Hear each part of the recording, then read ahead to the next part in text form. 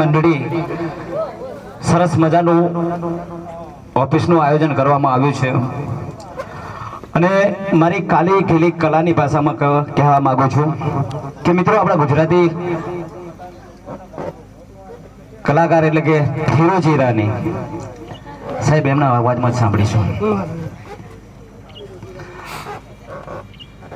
રૂપ સિંહ ના રૂપ ને એની જાણનારી નથી ઓળખી શકી તો પેલી બે કોળીની ખડવીસ ઓળખી શકવાની છે.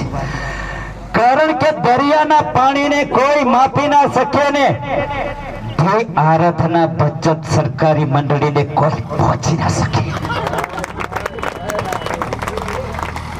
કારણ કે હાવે જ બગડે તો જંગલ થથડે અને ખોટો પૈસો બગડે ને તો આપણો સંસાર બગડે. એ માટે બચત ખાતામાં સમય કરાવવા પડે અને આપણા દીકરા દીકરીનું સારું વિચારવું પડે.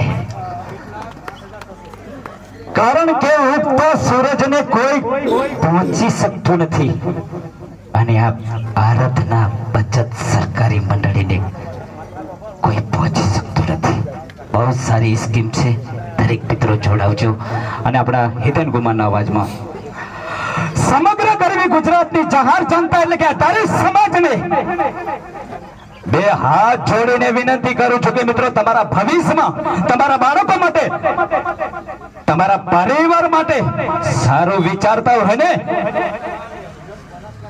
તો આરાધના બચત સરકારી મંડળીમાં ચોક્કસથી જોડાવજો. પછી કહેતા નહીં કે ભલાજીએ કીધું નતું. કારણ કે દરિયાના પાણીને કોઈ માપી ના શકે ને આવી સરસ મજાની આરાધના બચત સરકારી મંડળીને કોઈ પહોંચી ના શકે.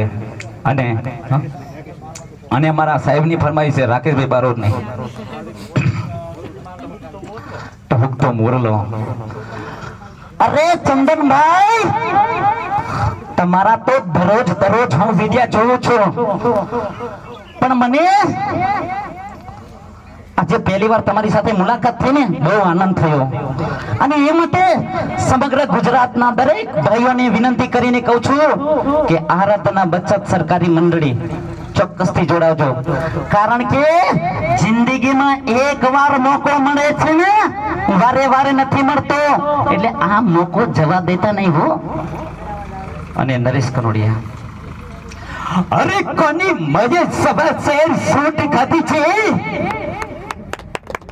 કે આજે સરસ મજાનો આવો રૂડો અવસર હોય અને હું તમે વડીલો માતાઓ બહેનો આપણે બધા જ સાથે મળ્યા હોય અને આરાધના બચત સરકારી મંડળી ચોક્કસથી મિત્રો જોડાજો અને તમારા મિત્રોને કહેજો. પછી કહેતા નહીં કે ફિરોઝભાઈએ કીધું નતું. જય ભારત, જય હિન્દ.